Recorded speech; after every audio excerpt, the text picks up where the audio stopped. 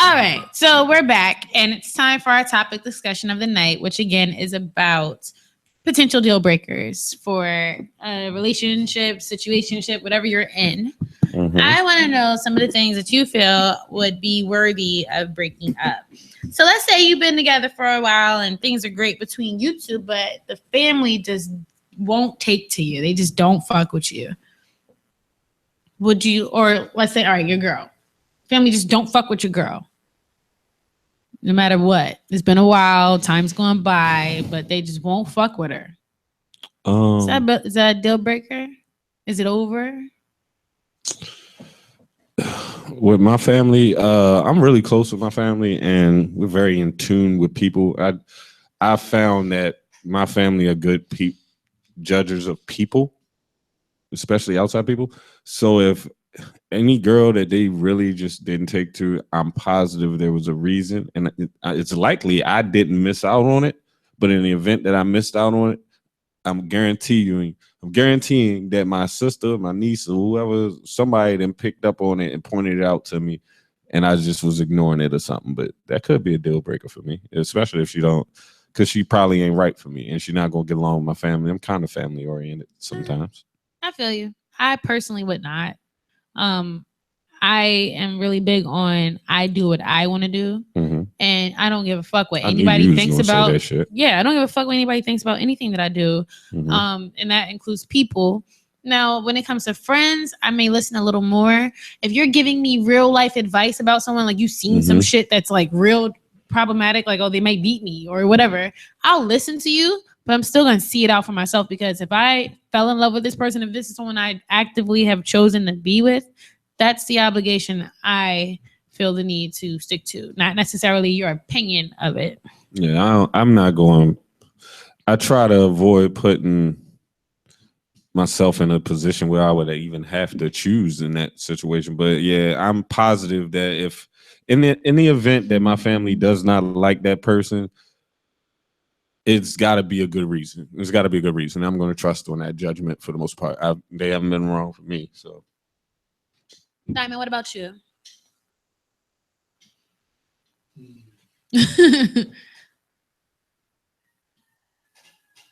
He's coming for the mic again. It also depends on how long we've been together too. Like I said, it's been a while. It's been a while. What's a while? Let's say it's been almost a year.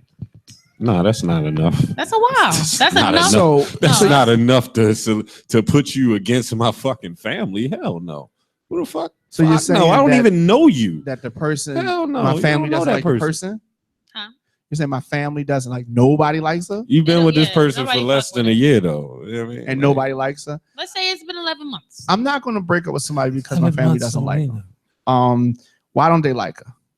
Exactly. You know, so it's got to be a reason. That's the thing. I mean, I'm sleeping with the person, so you know, there's a respectful thing, and a lot of times people married for years and years, and the stepmother doesn't. I mean, that's the mother-in-law doesn't like the wife. I mean, you ain't getting a divorce. A lot of times it's selfish reasons for whatever reason. So yeah, that's petty. Not. I've dated. How women much of my family don't like this person? I've dated women my family hasn't liked, or only one person liked her, or you know what I mean. Like my sister. You dated? How long did it? My middle sister, though, who I was the closest with, she ain't like nobody I've ever dated. Never. She ain't like that's nobody. Just one person. That's one person. And so it's different people. Are you saying the whole for context purposes, for contextual purposes, we're gonna assume that the entire family doesn't like this person. With her. You're nobody. Like not there ain't nobody. Whoever you brought her around. Ain't nobody around that's like everybody got a bad negative. I ain't saying nothing about vibes. They just don't like her. She obviously got negative vibe, but everybody got something negative to say about her. Everybody. Nobody got nothing positive to say about her. Whoever you brought her around don't like her. If that many fucking people dislike this person, I must be wrong. Somebody fucking wrong. Or maybe we presenting her wrong. Because they don't know her. There's no way one person gets the same judgment from everybody. So check this out. This is someone that and it's be wrong. Check this out. This is someone that you love. Mm-hmm. Okay, so you're gonna let the opinions of, let's say it's 5 people, Let's say you've brought around 5 family members. These are like these not my five important we're not talking about your five whole important family members. line. We'll say five people. My mom. We'll say older sibling that I'm really close to. We'll say a younger aunt, a grandmother. Whoever. All right. 5 people. All 5 people that are important that you trust their judgment. Whoever. The 5 people from your family that you have obviously want around. this person to impress them, right? What? Is this just first impressions? Or is this like multiple impressions? Let's say the first impression wasn't that great. Right, and they just holding it against her. All right, well, that's just kind of light then. That's light. That's light. That's light. I'm thinking like if it's multiple times you've been around and nobody fucking like her, you've been obviously been dating her for a while. That's the point that I'm making. Yeah. Like a first impression, especially a lot of times with Black people, we hold on to that type of shit and hold it against people. And they could literally just not like her because the first time she came, she did something they felt they didn't like. Depends on what she did, but sometimes is that serious if the impression was that bad. But it could be, it couldn't be. It depends on what the transgression was and why they don't like her. And I can't drop somebody that I love.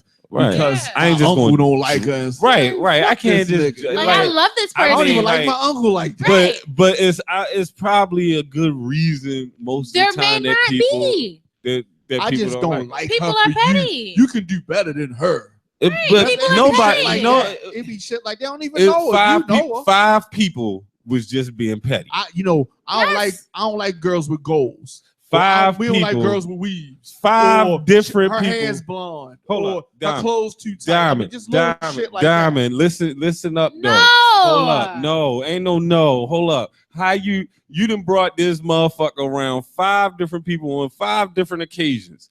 And every time you bring this motherfucker around, each person that's important to you had a bad experience with him. That's not a good person to be around. No. The first person may have been your mom. You brought around your mom. Your mom didn't like her for whatever reason. Mom didn't like her. Okay. Your mother told your sister that she didn't like the bitch. So you say now you. All right. Now you complicating it. Now you complicating it more. This is the real life version of what happens. Okay. Your mother told your sister, "Yeah, I met his girlfriend. I ain't like her. She did such and such. I thought that was a little weird. I ain't like it." So now your sister already has a taste about her. So when she meets her, she's like, yeah, I ain't really like her either. And it's fucking goes they're looking for those things. They're looking for those things. So that's what I'm saying. It's not always that clear cut. It's not always a situation where, this bitch there's something wrong with her because no one likes her. Sometimes nigga really are just that petty, or misery loves company. Just because they're your family don't mean that they can't be petty. They can be. I'm just saying. You got to use your own judgment. I'm not letting go with somebody I'm in love with for their opinions. If the opinion, it ain't just opinion for me. I mean, if you tell me some real shit, you like, look, well, that's different. I really don't think that I think you need to look a little deeper into the situation because this person, when I said this and her response was that, you might want to look a little deeper. Or when she came in my house, I mean, she did this, she did that. And then didn't say nothing. If they see potential for certain behaviors, that's one thing. But really that's not grounds for breaking up. What's up, Steph? Isis, how y'all doing? If they see potential for certain behaviors, that's one thing. But that's not grounds for breaking up. That is you needing to say, okay, that's fine. I get it. You take a look at it and you decide for yourself. You don't ever just let your family's feelings dictate your moves. Can I read some of these comments? No. From the viewers? No, because we got a lot to cover. All right, we got a lot to cover because I got a whole lot of shit. All right, so check this out. Stripper. If your girlfriend was a stripper when you met her, how long into the relationship does she need to stop being a stripper? Immediately. What? Wait, time out. If she was a stripper when I met her, how long into the relationship does she need to stop being a stripper? Yeah. First of all, we need to have that conversation before I decide to have a relationship with a stripper. What are her goals? What is your plan to stop? It shouldn't be on me to stop you. I mean, I shouldn't be getting jealous all of a sudden. I acknowledge what you. Now, if I come in and I got a well-paying job or something that can supplement what she feels she's getting from the club, then or I can help her transition to more stable, not more stable, but more stable. Stripping is pretty stable. I don't want to call that unstable, but a more morally unstable. I don't even know what to fucking call it. A better fucking job. If I can transition her to a better fucking job, right? Some daytime shit. All of that. If we can transition to that, then you need to along. You don't need to be stripping forever. What if she got stripper friends? Are you okay with her hanging out with stripper friends? At these motherfuckers depends on what their behavior and where they tend to how they hang out. Like when does she have to stop doing bachelor parties? Right, like she needs to stop doing that shit immediately. Like you don't trust fellas. You got a girl as a stripper that do bachelor parties. I ain't gonna say that she doing things. Have you ever dated? Let me tell you something. Have you dated my boyfriend my boyfriend had some strippers at his birthday party, and they were wilding. I can only imagine what they do at bachelor parties. That bitch put her pussy on his face. Has anybody here, aside from me, dated a dancer? I dated a former dancer. I had sex with a stripper she was once, done and he disclosed that information after we had sex. And she thought about dancing. I felt very dirty, and I didn't like it. He said, "Wait, hold on. What'd you say?" He said, "I gotta go to choices." No, he wasn't still currently a stripper. He was a former stripper, but he told me yesterday he stopped. When did he stop? No, like he had stopped a few years before. Okay. But we were like laying near a pillow talking after, and he mentioned it, and I was like, I just had sex with a stripper. Okay. Oh no. I don't like male. Hell no, we didn't even think wrong. I don't like male strippers. I don't have raw sex with willy-nilly. Crazy. Very good. But, so. Listen, you dated a dancer before? I dated a dancer. She was a former dancer. She had stopped. How soon did she stop? I think probably like a year. Okay. I think she was still in her college years. Yeah, I mean, trying to, living the whole. She was in her whole phase doing her thing. She was dancing her way through school. Yeah, I don't even know. She wasn't even dancing her way through school. She was just dancing because that's the type of shit she wanted to do. I was just gonna shake my ass and make some side casts. I don't think she needed the money for real. I think she just wanted it to be I think she just kind of wanted to be in her whole phase. Well then, whatever. That's when cool. you aspire to be a stripper. I won't say she aspired. I think that was absolutely. I think that's just something that you have paid? She was sexually. She was. Would you have paid her? No, they are not. Would you have paid her if you saw her in the strip club for sex? No, I just mean like tip. Would I tip it? Yeah, hell yeah. I mean, back then. The first thing you ran to was for sex, right? For sex. Well, you said would you have paid her in the strip club? There's like no sex in the champagne room. There's absolutely sex in the champagne room. Let me tell you. So I've dated a stripper, and I've dated an ex-stripper, like you said. So I had to stop dating the stripper because I did not want to fall for a dancer that was currently dancing. So I mean, sex was off the hook. She told me early, like she told me first phone conversation. And I was like, I could believe that because her ass was so crazy when she said, look, I might as well tell you, let me get it out the way. I know you're a DJ. Right. I dance. I was sure people dance in the club all the time. I was oblivious. I didn't get it. So she said, no. I dance. I said, I used to dance too. You know what I mean? So she was like, I dance at Norma Jeans. I was like, oh, no acting. For real? Hey, yo, check this out. I had this customer come in one time to my job. From a dancer? She was there. I was helping her. We got to the point where I need to find out her income and shit. And I'm like, so who do you currently work for? She told me she had only been there for a short time, so I need another one. I'm like, okay, so where were you previously working? She said some initials or something. I'm like, and I was asking her, I was like, what is it? She was like, Norma Jeans. I said, figure that about you. Oh shit. So that was her you needed like 7 years if you look at her, you can tell she was it was funny because me and my manager were trying to figure out like, yo, something up with her. Like she here with this guy. Too much makeup. She's dressed like this. Like I don't know about her. What else you got on that list over there? All right, so what if your significant other was being promoted and had to like move away? How would you navigate that? Like, what if you couldn't just uproot your life at that moment? What if you couldn't uproot at that moment? Why can't I just up and move? What if you got a kid, you got a job, you got stuff going on? God damn, that changes a lot. It's hard. Especially the kid's father or mother isn't alive. That's another one that depends on the level of the relationship and what kind of job that person got and what kind of career that I'm having. You know what I mean? Because if it's a situation where what if you need to quit your job? I need to quit my job. It depends. In order to go. Again, it depends on what the career path is. My job, I could fucking quit my job and do my job elsewhere. I can do my job anywhere in the country. I'm an educator. I can do that anywhere, you know. But if my if my significant other got a really good job somewhere, more power to you. I'm gonna support you to go there, especially if it's better for us in the future, in the long run. I would definitely be trying to go for sure. I wouldn't be trying to. That has to be the next logical step. You either going or you ain't going. All right, at this age, I'm not just dating to be dating. Like, if I'm with you, I'm hoping to possibly marry you or something one day. So it's like I'm hoping that. That's a lot of pressure. Early. No, I'm not saying that. I'm saying like if we're actually like together, we've been together for some time. I'm hoping that that's what we're working toward. We're not just like dating for no reason. You know what I mean? But you're not just jumping into any dating relationship saying, "Oh damn, I hope he's the one." No. I'm feeling it out and saying, okay. I was about to say, damn, that's a lot of pressure, yo. I'm saying like we're here, we can be here, we've been here. Right. All right, let's see if we get there. That's what I'm saying. But anyway.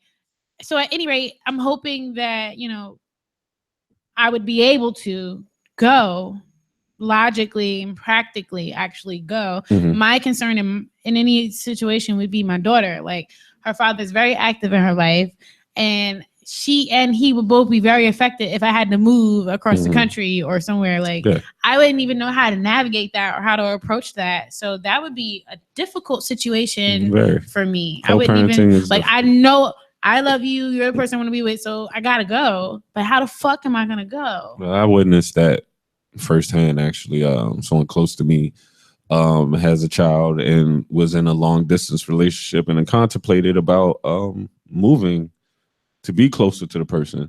But they have a child in a situation and didn't really want to separate the child from the other parent, which is hard. Understandable. What do we do? So you make a decision. You make a decision. You kind of prolong it. But that's my baby. But it gives you an opportunity to really find out how strong that particular relationship is. Not about that.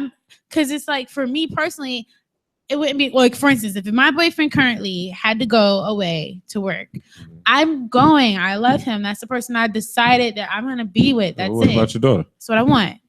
However, damn, like my daughter loves the fuck out of her father and he loves the fuck out of her and they see each other a lot because I work a lot. So that would be a very hard transition for her and him. So I have to think about everybody, even my mom in this situation. Everyone would then lose everyday contact with my child when they're used to having everyday contact with my child for 6 years.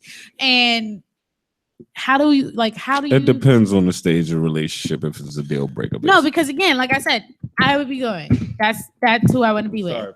So it's hard for me to try to even wrap my mind around uprooting the child's life. How do you do that?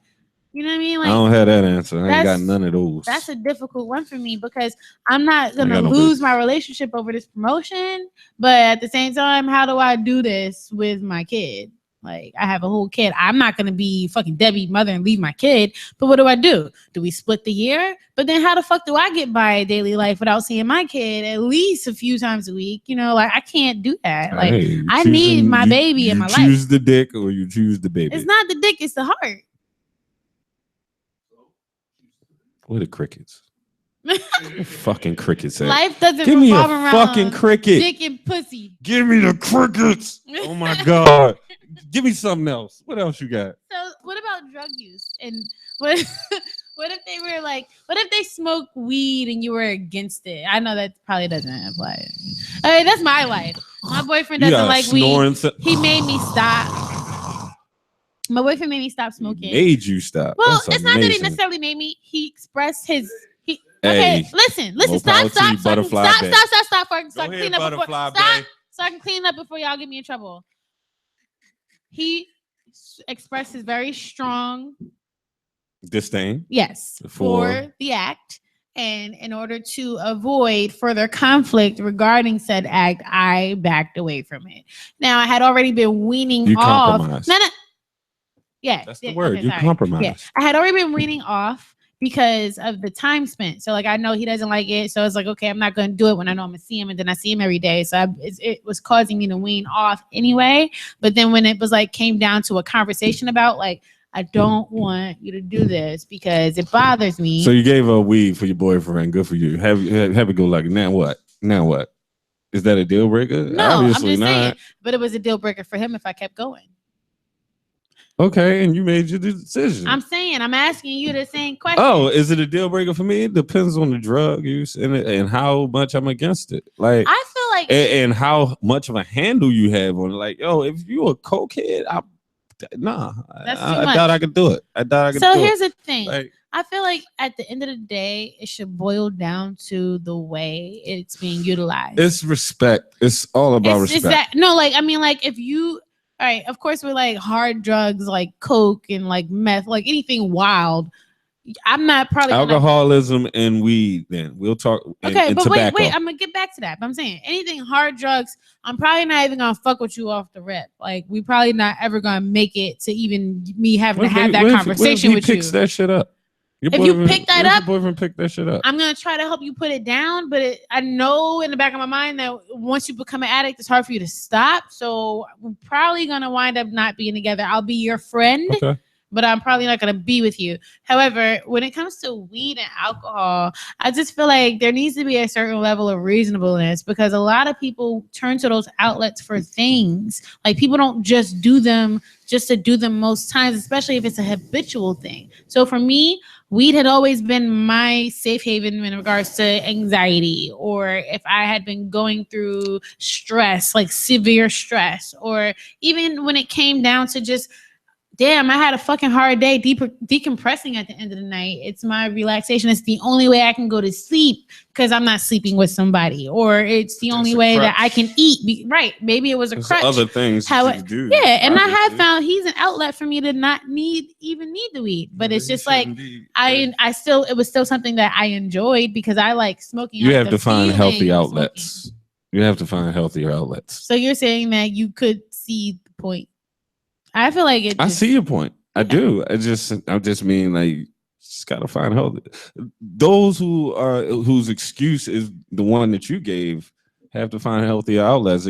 Your outlet can't be your partner. I had always enjoyed smoking. Yeah, you enjoy it, but you also made it an outlet. Like it was something that you depended on to a point where it wasn't as easy. I remember expressly that it was not an easy transition for you, especially the fact that he was so adamant about it. I remember talking about that on this show. At one point in my life, it was very much needed. At one point, you self-medicated. You self-medicated. Yeah, I was. It was what I used. I was going through depression. I needed it. Like that was what I need. However, realizing it at that time, I didn't like that I needed it. So I had already got myself out of the habit of needing it, and it became something that I just enjoy. I enjoyed it. I enjoy having a blunt at the end of the night to end my day, be able to eat and sleep, and just sleep through the night because I don't sleep well by myself, and I can't sleep through the night. So, that's what it was. However, again, he meant more to me than it. So putting it down was about nothing. But at any rate, I don't know. What about someone who hustles? That can be a deal breaker. Yeah, because I don't want to get caught up in no shit. Yeah. And then you may not be around. I don't do legal trouble, and I don't do the inconsistency of the game. Yeah, I mean, it's too much to worry about. It's unstable. I can't you gotta find something that's going to sustain us other than that. You got to be good at something else. What about someone that always has financial problems or like bad with money? Probably not going to last long. See, I wouldn't. I can assure you that's not going to last long. No, not for me. I can't deal with a woman who's terrible with money. Well, so check this out. I personally struggle with budgeting. So I do hit walls every now and again. I can coach it. It's just if you unreceptive to the coaching and learn and getting better with it, if you're going to continue to be a fuck up with the money, nah. So check this out. I hit walls every now and again. So being someone that's been in the shoes of someone that is financially unstable, I can understand how it's hard to get your footing, to be stable. Absolutely. So that's not gonna make me break up with you. It may annoy me. It may make me, you know, whatever. But at any rate, if I chose to be with you, I'm gonna try to help you through what you're going through. Now, if we can't gonna help if you ain't? How you gonna help if you can't help yourself? Listen, you financially unstable. How you gonna help? God damn it, that's not what it's about. It's about you just said it. Listen. Okay. Just because you're not able to do it yourself doesn't mean you can't teach it. Mm-hmm. Those that can do, and those that can't teach. So I may understand how to do something, but I just can't seem to apply it to myself. That don't mean I can't tell you how to do it, and I can try to help you through it. And maybe through helping you, it'll help me. That's what I think a lot of people don't realize, that relationships are about growth all the way around, because life is about growth. So you're going to grow with together. Your partner and learn things. But, yo, I'm going to tell you like this. If they're stagnant and they don't learn money, after a year, then of course. No, if you just bad with money, you bad with money. And that's understandable. As a partner, you got to recognize that flaw in that person. But two people that are bad with money ain't going to teach either one how to be good with money. No matter how much they work with each other, they just gonna be two motherfuckers that's bad with money making the same types of mistakes. You can suddenly learn how, but you need to be with somebody who gives you that example, or go to somebody. You gotta be in a position. What if both of you decide one day, you know what, we're so bad with money, we're in debt, let's go to a fucking accountant? That's different. That's different. You're making the strides, but you can't be two people bad. But you can't continue the behavior of being bad with money. That's why I said, if somebody's stagnant and they're not trying to get better, even though you're both trying. That's not financial. Together. That's fine. That's a bump in the road. People hit bumps in the road. You said they're bad with money. They financially they can't. Listen. I understand you running into problems, because I run into problems. All right, look, I mean, but look, I'm bad with money. Generally bad with money. Okay. However, I understand how to be okay and not always hit walls. So even though I'm generally bad with money, I can be okay, but then hit a wall because I don't budget well. You ain't okay. You ain't okay. You floating. You can go paycheck or whatever, but that doesn't mean that you know what you're doing or have the not or applying it. That. You said you can teach it. You can teach me how to. Yes. How you gonna teach it? Oh, yo, all right. You can know how to do something, but that don't mean you're capable of implementing it in your own life. Your unapplied ass knowledge that you letting just sit stagnant in your back of your head, not applying it to yourself, ain't doing me shit. So I don't want no one. You can't. No, you can't be. No, you can't be no woman with bad finances and shit, and you ain't taking care. You ain't doing what you supposed to do. Ain't gonna tell me how to do it. And not applying it for yourself. That can't work for me in a relationship. That's what I'm saying. I feel like you're being way too narrow-minded on the point. How so? No, I agree that two people. I agree that two people can get help, but I do not agree that if you bad. So you really don't think it's possible for someone to be able to give advice on something that? So you? No, I didn't say. That's not what I'm saying. That's not what I'm saying. That are relationship. I'm one of those people. I'm not saying that you can't. What I'm saying is it's not conducive to a relationship to be a person who never applies the knowledge that they have. If you got the knowledge, if you never apply it to yourself, ain't nothing you can. You're not helping the relationship. You can teach me how. Yeah, I'll be better. I'll be better. But you never getting better ain't helping. I already stated that through teaching them a lot of times, you'll probably start to do it yourself. That doesn't mean that prior to teaching them that you didn't do it yourself. You just said, but the whole example is that the person is bad with money. What if they are deciding to like they happen to like the opposite sex? I mean, the same sex all of a sudden. Is that a deal breaker if they want to like see someone of the same sex? For me, it's definitely a deal breaker for me. It depends on the level of relationship you want to have with the opposite sex. It's not a deal breaker for me. I don't want no nigga that want no nigga. Not simply because I fetishize lesbianism. I mean, that's partially, of course. I mean, I'm a heterosexual male, but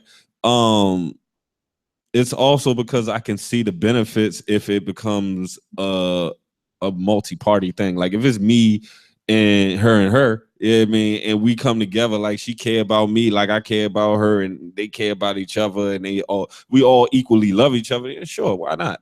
Go for it. We can build this castle, all three of us together or whatever. But if you just want to have outside relationships and shit, that's no different than you wanting to be with another person. You know what I mean? And that there is a deal breaker for me. Yeah, my nigga is not gonna have another nigga. So unless we can share. I mean, we can share it, then we cool. But you cannot like boys at all if you with me. Okay, that's you can't. That was we knew that. You can't. We spent 15 minutes at the beginning of the show talking about what's gay. So we know you ain't having nothing else. What else you got over there? So what if they're not ready for marriage? What if you guys have been together for a few years and it's getting to a point now where it's like, okay, what are we getting to? And they're just still not on that page. So?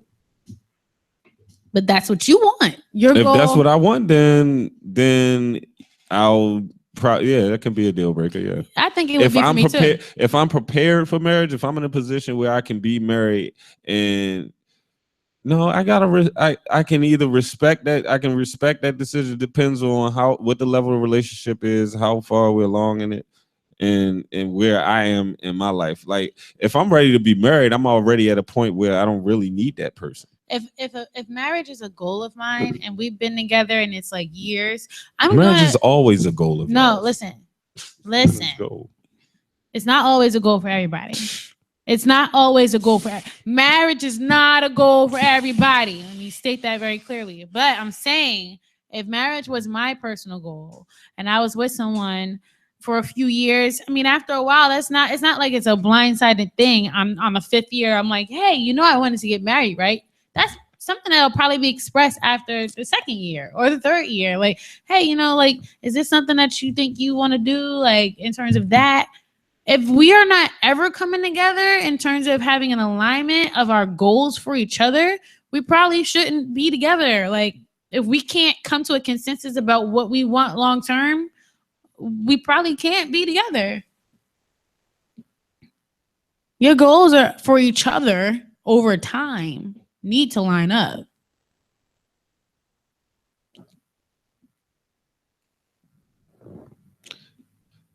What are we getting married for? I love you. I want to be with you for the rest of my life. I just want to marry you. I want to be married to you. I want to be my husband.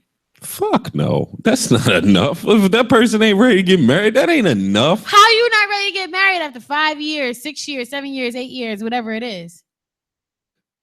You understand what happens when you get married? That's a legally binding union. It ain't just y'all ain't just permanent boyfriend girlfriend. Like okay, well if we decided that we're gonna be together, that's the fucking problem with what y'all women so fucked up with that shit. Men want to get married too, so get the fuck out of here with that shit. It's not just women. Men too, and I'm gonna get to them later, but I'm just want to address this one point. All right, so what if they have bad hygiene? Like, what if they just not? That's a no. Absolutely. That's they're a not. You realize can I finish my point? Can I finish my point? No. Why not? Because fuck it. No, ain't no fuck my point. You know, that's the problem. Y'all motherfuckers out here thinking that you just get married for love and that marriage is just an upgrade from a relationship. No, it's solidifying. It feels better. There are vows. Yeah, it meant something to fucking curtail your insecurities. That's it. Everything you just said is bitches. all you just said was to just curtail your insecurities. That is not a logical reason to enter into a permanent union, legally binding union with anybody. That's fucking nuts. That's why 50% of us is fucking getting divorced. What you're doing is spewing cynicism, and it's problematic. And it's cynicism. Yeah. 1 and 2.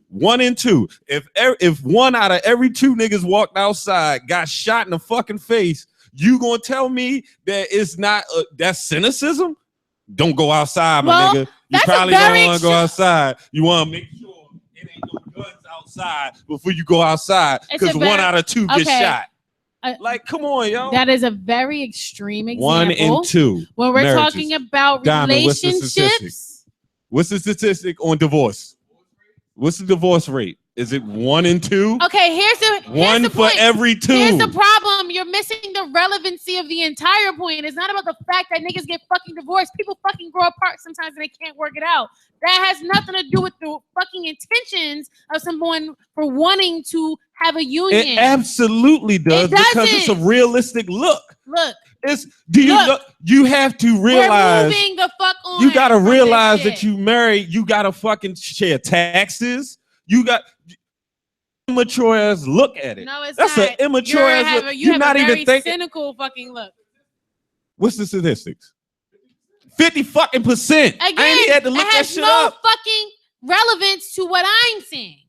You just said, is it a deal breaker because the person don't want to get married? What you're doing is being motherfucking and you being cynical. Far too goddamn naive. No, you're being a and you being naive. No, you're being a general fucking commitment phobic man that's being cynical about fucking marriage. How is that commitment phobia?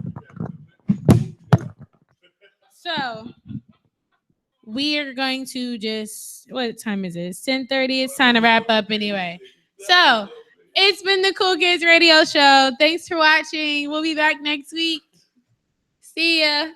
I'm the commitment phobe.